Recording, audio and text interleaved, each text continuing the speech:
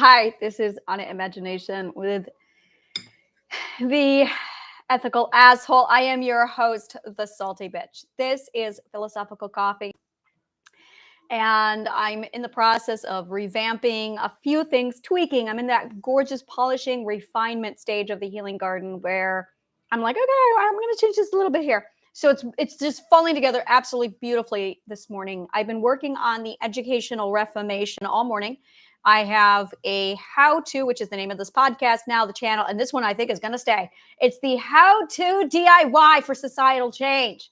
And I'm like, oh my God, those are the words. The words I have been looking at for so long. I went through, if you're new to my channel, I have been doing this for about 10 years now. It's a 9-year long, 2014 is when I built this channel. So it's been 10 years. The channel is 10 years old. And it has been a journey trying to figure out, what am I going to do with this channel? And it started off with, I'm going to blog and document my healing journey. And then it turned into and became a science lab. Really, it was like, it still is my science lab. And when the science research came to an end and my healing journey ended, I was like, well, now what do I do with my channel? And if you're a subscriber, you've seen that I've been changing it every couple weeks, like literally every 2 weeks, I change the name of it. I tried something different. I've got over 30 playlists trying to like, what am I going to do with this thing now? And the research is still ongoing. The research will always be ongoing. But what happened was in 1992, I began doing research that really in-depth research in ontological physics. And then it was 1995 that I developed a thesis, and it's been just researching like 5 massive subjects in sociology, education, philosophy, and psychology for 30 plus years. It was an undertaking. And it was last year that all of my research closed and came to an end. And it was by that time I had 3 additional theses that I was working on, and they all integrated, and it was just closing one question after another. It was like, all right, I found the scientific explanation for X. All right, I found the scientific explanation for this. So it was 8 massive research projects over 30 years coming to a final close, and it was just shutting them all down after I had the thesis done. I then published 4 books, which are now available on Kindle Vella. And it's the summation of my research. And in addition, I built courses to correspond with my research. And now I'm all right, let's implement this now into our society.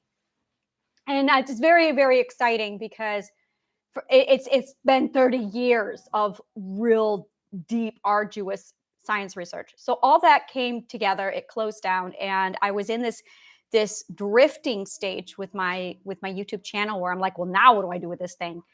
And I have new sciences that I'm working on. I'm still like dissecting a couple other theses over there, but they're new. And it's integrating and building on, it's compounding what I already have established. So it's really exciting. But it came down to the question of, okay, well, now what do I do with this channel?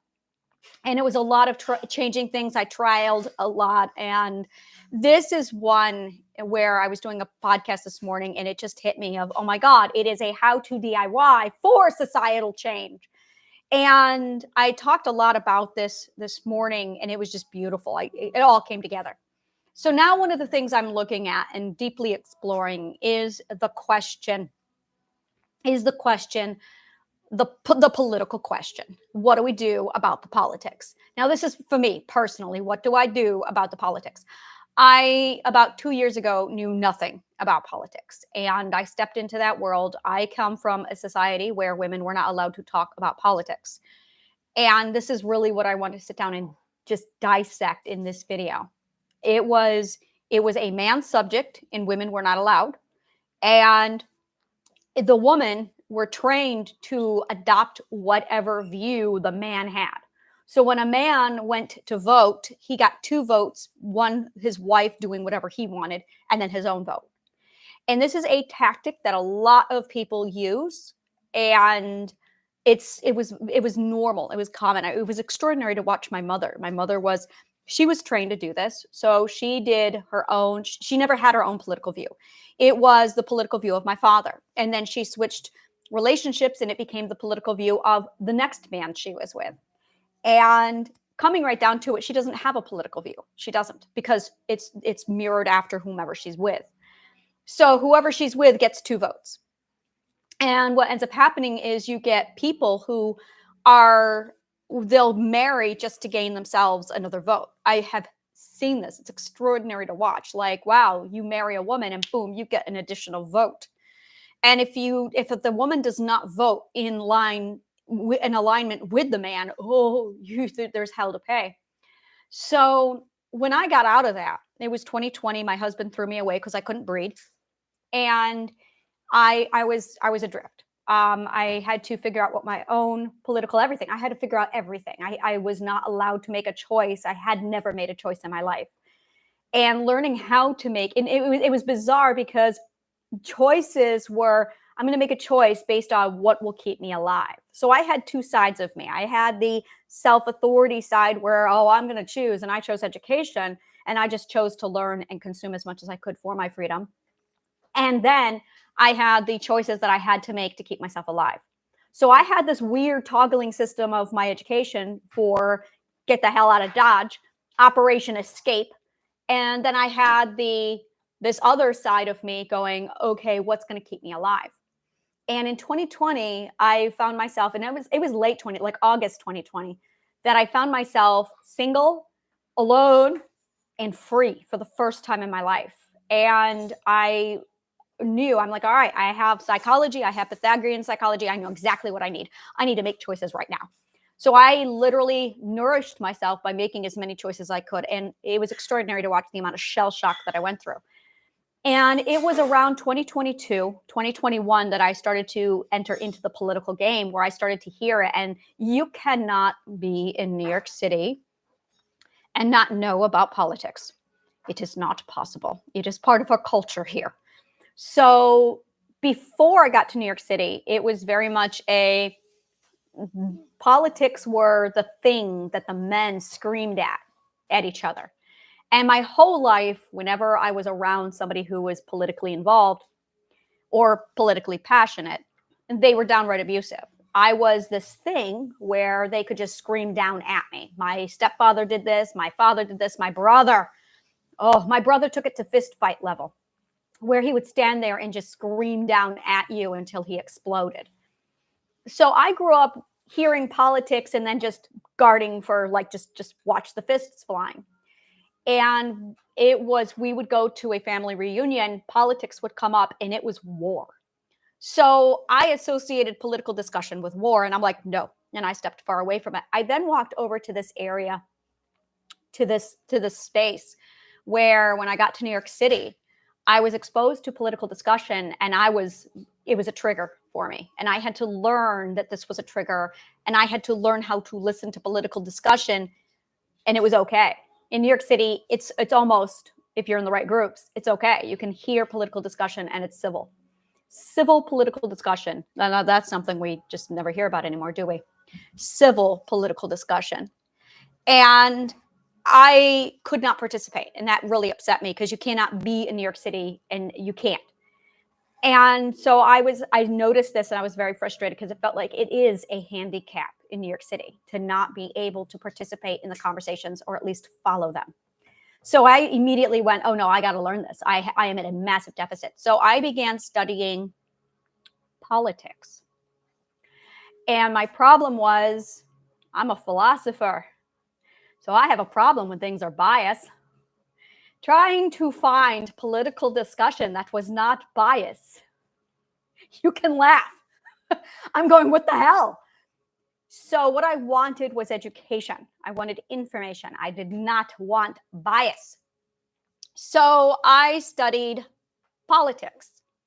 And this is where my education, ancient Greek education, really, really did a lot to help. Now, the biggest problem with growing up with an ancient Greek education is the vocabulary. The vocabulary that the ancient Greeks used is very different than everything today. The reason for that is because The ancient Greeks were masters at knowledge, a very specific kind of knowledge. And the Roman Empire was paranoid over the language of the ancient Greeks. The Romans believed that the ancient Greek language was prophecy language, which is why the Romans changed the language, because it was dangerous. So ancient Greek became a language that the Romans would not allow to use, so they used Latin instead. This is why we saw the Latin crossover. This is why we have Artemis and Diana. This is why we have Mars. Why can't I think of his name? Aries and Mars is because the Romans were actively changing the language from ancient Greek over to Roman. They truly believed that the ancient Greek language was the prophecy language. They're not wrong. There is a lot of physics, science, philosophy. There's a lot of information in there. And what they would call prophecy, we call it math in science. It's math and physics. It's math and physics.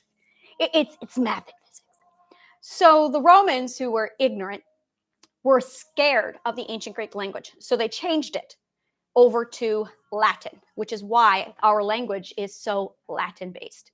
It's actually ancient Greek-based, but a lot of it is also Latin-based. It's also Old Norse-based. So you have to study Old Norse, ancient Greek, and Latin to see where our language actually comes from. In addition to Old Persian, we have a lot of Old Persian in our language, especially when it comes to education and wisdom and knowledge. That's where a lot of that Old Persian comes from. So when I studied politics, I had no idea what modern politics actually was. Oh, but I knew what was going on with ancient Greek education and philosophy. So when I started to study the politics, I had this epiphany. This is just the ethics. This is just sociology and ethics. That's all we do in philosophy is sociology and ethics. That's all we do in philosophy is sociology and ethics. So now I'm looking at politics, and there's like this massive modern nonsense, political nonsense, and then there's philosophy, which is sociology and ethics. And I'm going, well, I've already studied these from Plato and Pythagoras. I think I know my shit when it comes to sociology and ethics. And then I'm looking at the political nonsense of today, and I'm going, oh, I see what's going on. So I'm going to tell you what's going on. You've got a lot of non-philosophers trying to talk about something they know nothing about because it's politics, it's ethics and sociology. But in order to understand sociology and ethics, you have to study philosophy, which none of these people have done. Now, this is what's going on. There's a lot of people who are ethical. Oh, absolutely. Ethics are something that we're born with. Ethics are something we are born with. It's natural. They are already inside of you. And every one of us wants to be a good person. So now we see unethical people doing bad things, and it is setting off our ethical radar. Now we're getting angry. This is why we are angry, is because a lot of people are going, oh my God, what you're doing is unethical. But they don't have the words because they never studied philosophy, so they don't know what they're trying to say. And because they don't know about the 12 ethics and the stages of human development and evolution, they don't know that we're going to be at different ethical points in our lives. So you have a lot of people who are at stage 3 of the ethical progression getting angry. You have a lot of people at stage 4 who are doing things. And then you've got people at stage 5 of the ethical progression looking at the people at 3 going, what are you doing? That's unethical. But they're not using those words because they don't know. So then you have people at the 6th stage going, oh my God, you're all unethical. And no one knows. The reason why no one knows is because no one has studied the ethics. You have to study the ethics in order to understand what's going on with politics. That's when I realized, oh, so the reason why women couldn't talk about politics, where I came from, was because men did not want to be challenged by whether or not they were being ethical. And they did not want, it's a very much a narcissistic play. It's not so much man versus woman. It's where I came from, it was man versus woman. And that's, I've never seen, I have to be very careful with what I'm saying. There are women, and I have seen them, where they very much are playing the same game. And it's narcissism. Really, that's what it is. It's not gender, it's narcissism. So when you understand the psychology of narcissism and you add in there the psychology of ethics and you add in the sociological behavior with the progression of ethics, oh, you get a very, very clear picture on what's going on with politics. So now basically you've got a lot of people who are going, that's not ethical. But they don't know how to do it civilly because they didn't study philosophy, which includes the science of learning and the science of logic. And as a result, they don't know how to do this civilly. So instead, you just get a lot of people arguing and screaming at each other, which is actually really good because we're no longer like fighting physically. We finally graduated from the punching phase and the violence phase over to the talking phase. So now we're all just screaming at each other. So this is progress. It's actually going along very well. After a while, that's going to calm down. People are going to stop screaming at each other, and we're actually going to evolve into the next stage. And that stage is where we all actually have a discussion. But in order to have a discussion, you have to understand what's going on. In order to do that, you have to understand the philosophy and the ethics behind politics. So really what everyone's arguing about is literally ethics. That's it. It's ethics. And it's not being on the same ethical page. But there's 12 different stages. And then there's an infinite amount of rounds of these 12 stages. So you have 12 sets of ethics. And you also have 5 rounds of these ethics. Well, I'm at the 5th round.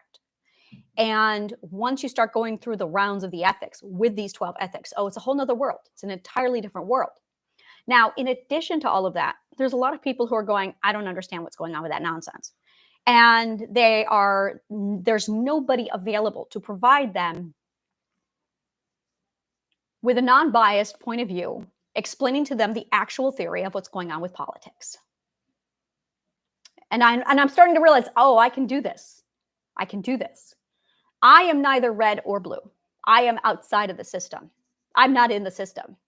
I am not conservative. I am not liberal. I belong to the self-governed party of ethical law and natural order. That is my political stance. I'm going to say that again. The self-governed party of ethical law and natural order. My master is Mother Nature. Physics, logic, philosophy, Asha, wisdom, and the 12 ethics. And that is my political stand. I have removed myself from the arena, the political arena, and I am the one in the corner sitting there making documentations on everyone's behavior and analyzing the sociological behavior of everyone's interactions with each other. That's where I am. And then I come to you and I report on, okay, so this is my research that I'm finding. And I continue to watch it. And I'm literally just conducting a massive psychological research right now on politics. And I've decided to break it down. Going, here, I'll show you what it is. I'll show you what the psychology is behind the political war. Now, there's one key here that really is a problem. And that is a lie that someone told you, which is you have to know politics in order to understand what's going on with the world. Let's clean that wording up a little bit. So as a result, a lot of people, oh, well, you know, if you don't follow the world.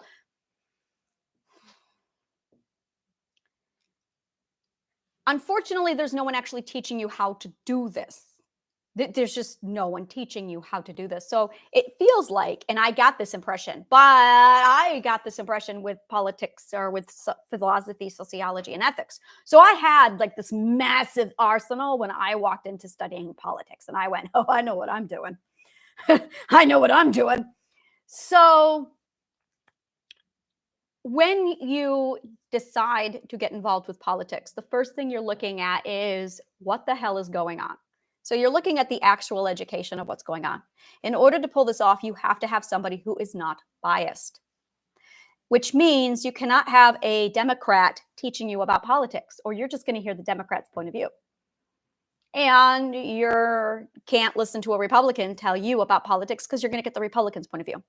Now, I had a gorgeous history teacher. I love my history teacher.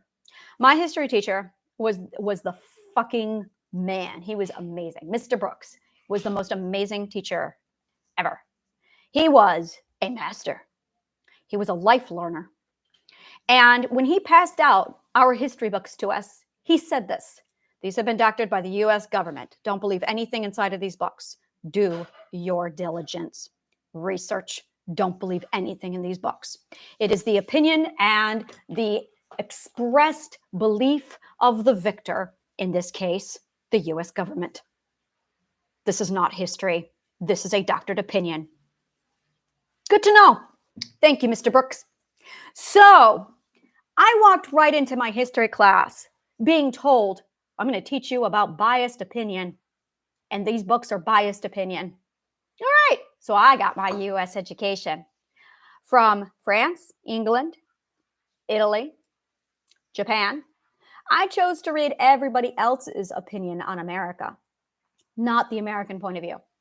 I got American history from the Native American point of view. That's where I got my American history from. I decided to get it from the musical, 1776. And I also got it from everybody else. Because if you want to know sociology, if you want to know the truth, you look at everybody else and what they think of you. You do not ever look at yourself. So the US government telling you about the US government is hooey. It's garbage. That being said, the other thing that he did, to this day, and I'm going to say this, I have no idea what political party my history teacher was part of. I don't know. I have no idea what his politics were. He knew how to teach without bias. That's pretty fucking impressive. And he made it very clear, you will never know my opinion. And that's exactly how it's done. So he was able to deliver. It was extraordinary. He gave fact. And he said, watch them. Look at their behavior. Look at their words. This is philosophy, people. Look at their behavior. Look at their words. Match them up. Who's lying? If their behavior and their words match, they're telling the truth. If their behavior and their words don't match, they're lying to you. So while all this is going on, the Healing Garden is taking a different approach where we're going, why are they arguing over what problems to solve? Now, I know they've got a budget, so they're limited. So now what they're really doing is arguing over who gets the say over the budget. So that's really what's going on, is there is a massive treasury, and they're arguing over where this all goes. However, I currently am working with another company where we have a budget, and it's called We're Fixing All the Problems, because that's the budget we have. So we are in the process of putting it in place, and we're getting ready to launch it. So the Healing Garden has more of an attitude of, yeah, we're just going to fix all the problems. So now I'm looking at politics going, what's the problem? It's just a popularity contest. Now we know this. We know this. They're the ones in charge of what laws are going to be changed, what laws are going to be modified. And then the next group comes in and they change it and modify for there. So it's changing the laws back and forth. Not effective. So setting that nonsense aside, when you are looking at getting involved in politics so that you understand, it's knowing all your options. That's the first thing, is understanding the big picture. It's knowing all your options. And then it's understanding how the entire thing works.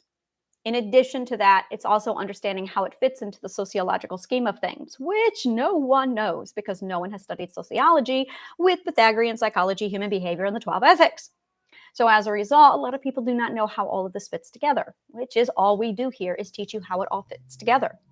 Now, the other side of this is, because it is your ethics that you're going in with, you're going to see things politically that makes you angry because it's offending and violating your ethics. That's self-preservation, which is why a lot of people get angry with politics, is because it's activating their self-preservation system.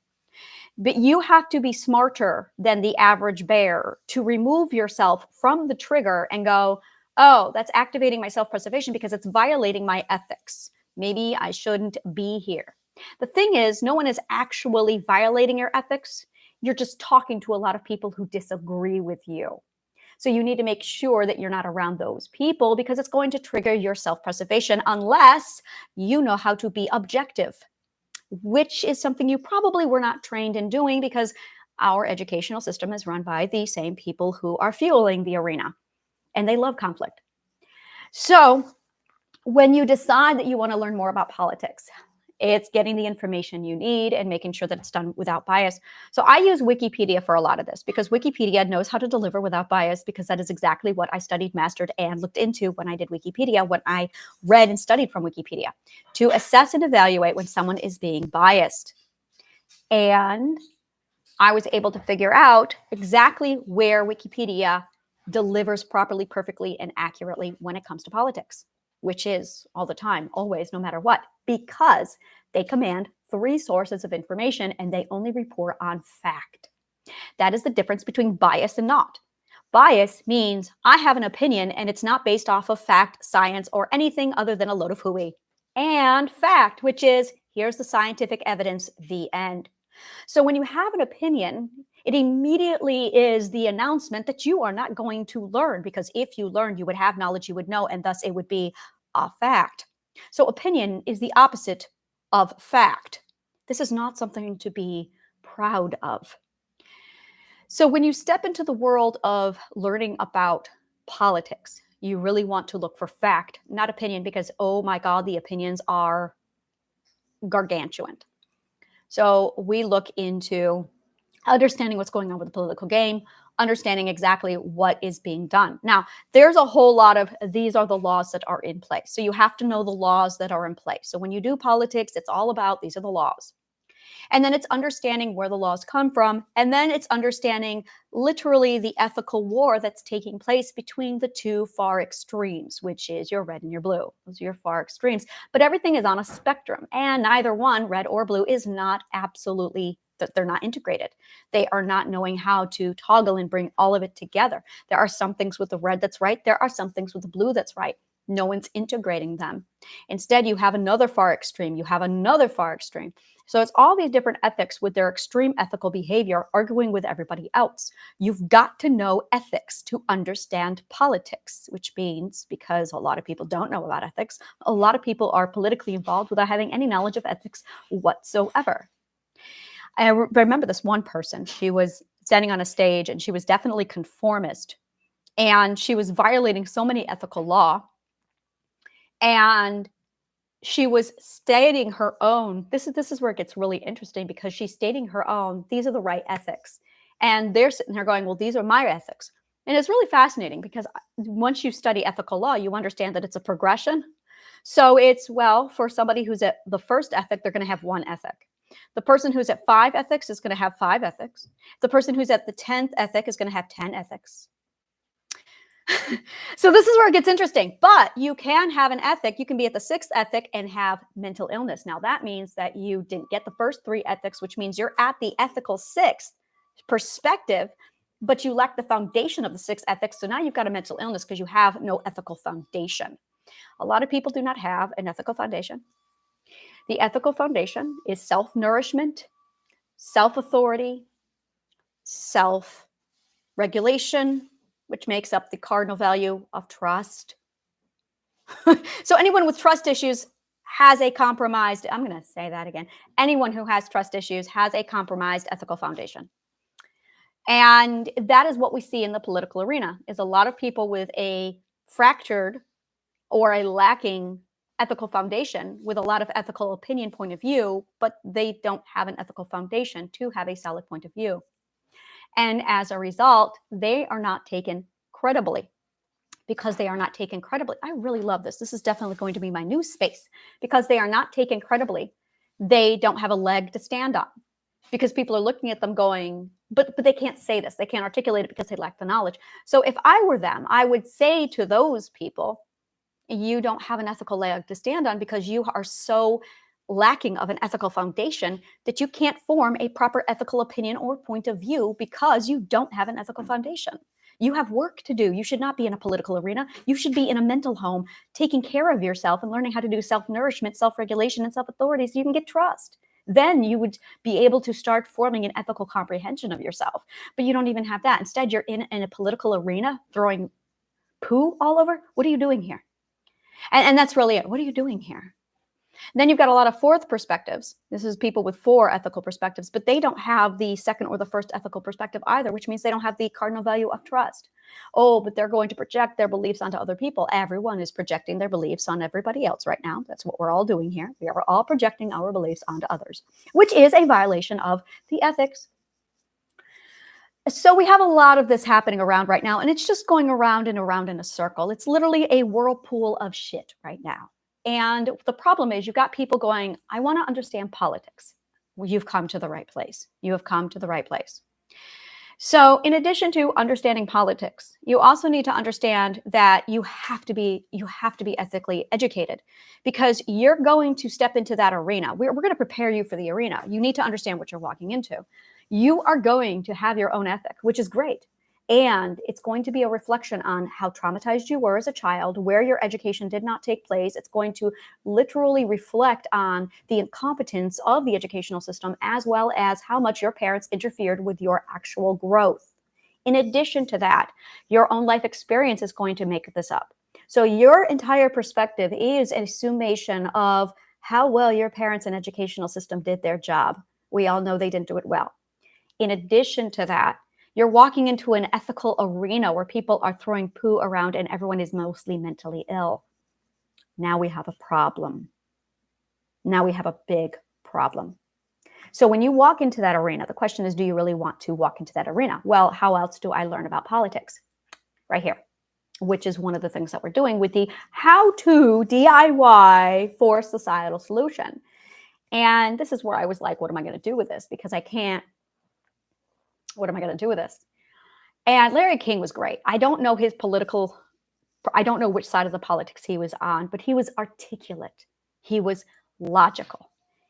And that's one of the things I absolutely adored about his show was he was articulate and he was calm, quiet, logical sound. And he stated everything. Now, with a statement, and now we're going to step into philosophy real hardcore with this. With a statement, you don't want to be biased.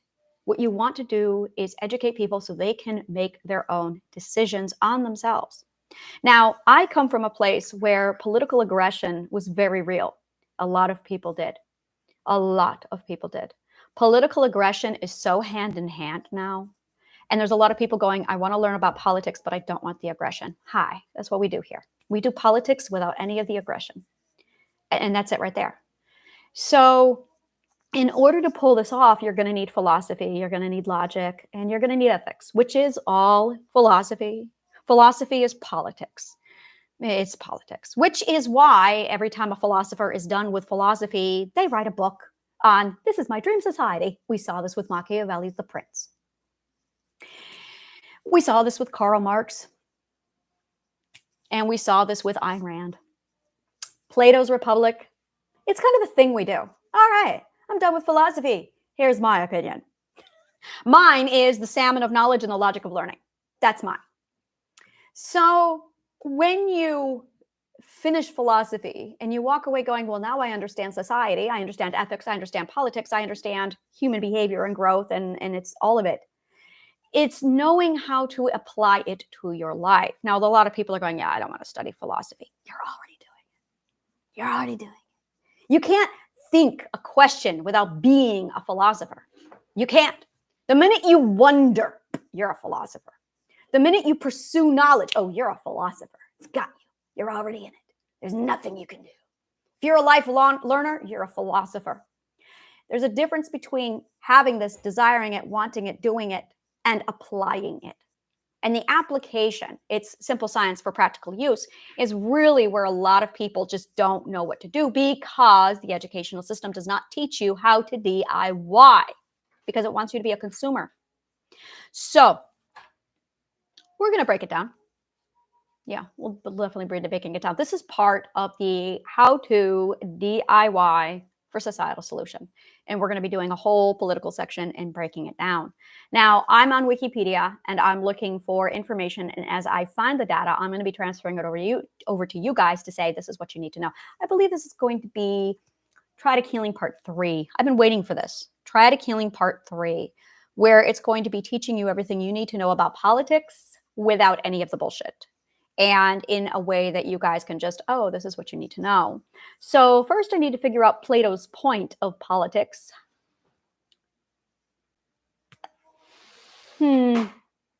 Well, that's easy because I would just go back to literally human society and how it got started, which is economics and resources. And then it was the how to organize this entire shindig, because we got a lot of people here to organize. So it's the question of, okay, who should be in charge? Which now we're down to the who should be in charge. And Plato already answered that. He called it a philosopher king. And I concur. A philosopher king should be in charge. The reason why a philosopher king should be in charge is because, well, a philosopher has the big picture and understands this stuff. So the philosopher king would also be at the very bottom, literally at the bottom. There is no hierarchy. There should never be a hierarchy. That's rule number one. That's rule number one. So putting all of this thing together, building it, and understanding how politics relates to you is understanding how you can change politics, especially with the arena. I really don't recommend going into the arena. I recommend standing on the outside of the arena and learning it, not going into the arena. You cannot learn about the arena properly by entering the arena. You cannot. You need to stay an observer on the outside. And I'll give you the tools. I'll teach you how to do it. It's logic, by the way. It's just logic. It's observation. And it's taking what they say with what they're doing and matching it up. So what you want to do is you want to take all the Republicans' actions, their entire existence, 200 years. Well, it's not 200 years because they didn't just, okay, 1776, here's Republicans. That's not how it worked. That's not how it worked. That is not how it worked. So go back to the beginning of the political party for the Republican Party and literally catalog all of their behaviors. I'm going to do this. And then do the same thing with the Democratic Party and do the same thing with libertarians and conservatives. Now, here's the catch with all of these, especially Republican and libertarian. These two groups have changed their names. So libertarian has had 4 different variations of libertarian. It started over here and then went over here and then went. So libertarian is going to be really hard for you to track. The other side of that is going to be the Republican Party, because the Republican Party was for the people party, but it changed. So it started over here and then it became over here. And that's why the Democratic Party came in, because, okay, you're not actually of the people. Now, if you look at what Democrat actually means and the etymology of democratic, we are not democratic, not at all. This is not a democratic society. Democratic means we are leading ourselves. We are self-governed. Technically, I am the true definition of a Democrat, because it's DIY, for the people, by the people, with the people, to the people. There is no anyone making my decisions. I'm self-governed. But what we are doing is literally democratic by proxy. So we are in a democracy by proxy. That is what we are actually practicing, which is clearly documented when you look into what these things all mean. When you look at the actual definition of what a democracy is, we are not a democracy. A democracy is self-governed by the people, which we're not doing. We have representatives, which means by proxy. So we are democratic by proxy. That is actually the society. But narcissists like to change the words of things so that they can hide what they're really doing. Once you understand, oh, they're a political narcissist versus an actual politician, completely different game changer. And you have to understand that there's a lot of narcissists inside politics that's maneuvering things around. And we all know this. This is not news, because everyone knows about the orange man. So we know that narcissists are all over in politics. That being said, when you take a massive step back and you understand that any position of authority and or power or influence, it really just needs to be changed to the word influence, attracts narcissists. So anytime anyone is stupid enough to put out there, look, I've got a position of influence, you just sent out a massive announcement to every narcissist in the world that they should come to you. Which means we really should not have anything with influence that's made available for people to just go to. Because the minute you have a position of influence, it's going to attract narcissists. So now we've got a lot of positions of influence that's just saturated with narcissists. And when you're running a government, when you're running a society, You really don't want narcissists inside that. And that's what we've got. So the very first thing they did was they changed the name. We are not a democracy, people. We are a democracy by proxy. We are a democracy by proxy, which means somebody else is elected to make the choices for us. So now the question is, who should I vote to make the decisions for me? Well, you've got three options. You're told we have two, but you actually have three. So we're going to go over that. We're going to break it all down, and that's going to be part of Try to Killing Part 3, the sociological and political view of everything. And I'm going to just give it to you on a very basic step-by-step. This is the sequence. This is what you need to know. This is how you need to learn. This is what you need to learn. That way you don't have to join the arena. My recommendation is turn the arena off. Do not allow it in your feed. And the reason why is because you do not have to listen to the nonsense in order to stay informed. You can do it quite easily through other methods. So that's the first thing.